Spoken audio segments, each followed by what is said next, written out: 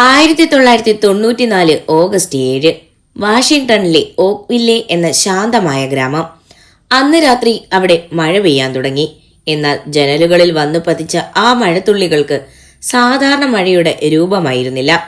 വെള്ളത്തിനു പകരം ആകാശത്ത് നിന്ന് പെയ്തിറങ്ങിയത് സുതാര്യമായ പഞ്ഞി പോലെയുള്ള വിചിത്രമായ ജെല്ലി പോലെയുള്ള ദ്രാവകം. പട്ടണം മുഴുവൻ ഈ വിചിത്ര ദ്രാവകത്താൽ മൂടപ്പെട്ടു. പക്ഷേ ഞെട്ടിക്കുന്ന സംഭവം അതായിരുന്നില്ല. ആ ദ്രാവകം തൊടുകയോ ശ്വസിക്കുകയോ ചെയ്ത ഗ്രാമവാസികൾ മണിക്കൂറുകൾക്കകം ഒന്നൊന്നായി ഗുരുതരാവസ്ഥയിൽ ആശുപത്രിയിലായി. എന്തായിരുന്നു ആകാശത്ത് നിന്ന് പെയ്തിറങ്ങിയ ആ ജീവനുള്ള ദുരൂഹ ദ്രാവകം? അടുത്ത 24 മണിക്കൂറിനുള്ളിൽ ഓക്വില്ലെ ഗ്രാമത്തിലെ അവസ്ഥ ഭയാനകമായി മാറിയെന്ന് തന്നെ പറയാം. മഴ പെയ്തതിന് പിന്നാലെ ആളുകൾക്ക് കഠിനമായ തലകറക്കവും ശ്വാസതടസ്സവും കണ്ണുകളിൽ നീറ്റലും അനുഭവപ്പെട്ടു. പലരും ബോധരഹിതരായി വീണു. മനുഷ്യർക്ക് മാത്രമല്ല, ആ മഴയത്ത് പുറത്തുനിന്ന വളർത്തുമൃഗങ്ങളും പൂച്ചകളും നായ്ക്കളും മണിക്കൂറുകൾക്കകം ചത്തൊടുങ്ങി.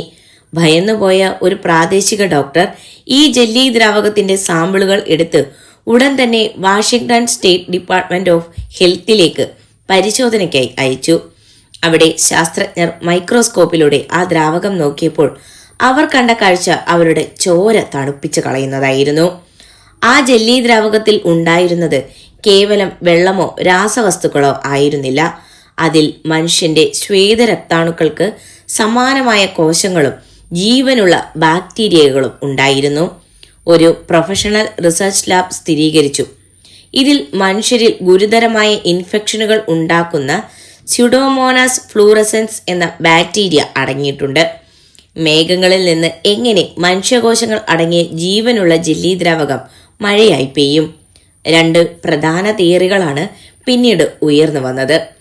ഒന്ന്, സമുദ്രത്തിൽ ബോംബ് പരീക്ഷണങ്ങൾ നടത്തിയപ്പോൾ കടൽ ജീവികളുടെയും ബാക്ടീരിയകളുടെയും അവശിഷ്ടങ്ങൾ മേഘങ്ങളിൽ കലർന്ന് പെയ്തതാണ്. രണ്ടാമത്തേത് അതീവ ഭയാനകമായിരുന്നു. അമേരിക്കൻ മിലിറ്ററി നടത്തിയ ഒരു രഹസ്യ ബയോവെപ്പൺ പരീക്ഷണം. രണ്ടാമത്തെ തിയറിയെ ബലപ്പെടുത്തുന്ന ചില സംഭവങ്ങൾ തൊട്ടടുത്ത ദിവസങ്ങളിൽ അവിടെ നടന്നു. ഈ സംഭവത്തിന് തൊട്ടുമുമ്പ് ഗ്രാമത്തിന് മുകളിലൂടെ നിരവധി മിലിറ്ററി വിമാനങ്ങൾ താഴ്ന്നു പറന്നതായി ഗ്രാമവാസികൾ മൊഴി നൽകി. കൂടുതൽ പഠനങ്ങൾക്കായി സയന്റിസ്റ്റുകൾ സൂക്ഷിച്ചു വെച്ചിരുന്ന ആ ജെല്ലി സാമ്പിളുകൾ പെട്ടെന്നൊരു ദിവസം ഹെൽത്ത് ലാബിൽ നിന്ന് ദുരൂഹമായി അപ്രത്യക്ഷമായി. അതൊരു സാങ്കേതിക തകരാറ് മൂലം നശിച്ചുപോയി എന്നായിരുന്നു സർക്കാരിന്റെ ഔദ്യോഗിക വിശദീകരണം.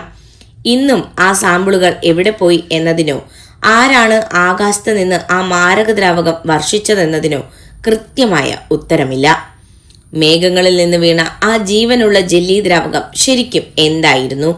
ഗ്രാമവാസികളെ കരുവാക്കി നടത്തിയ ഒരു ബയോവെപ്പൺ പരീക്ഷണമായിരുന്നു അത്. നിങ്ങളുടെ അഭിപ്രായം എന്താണ്?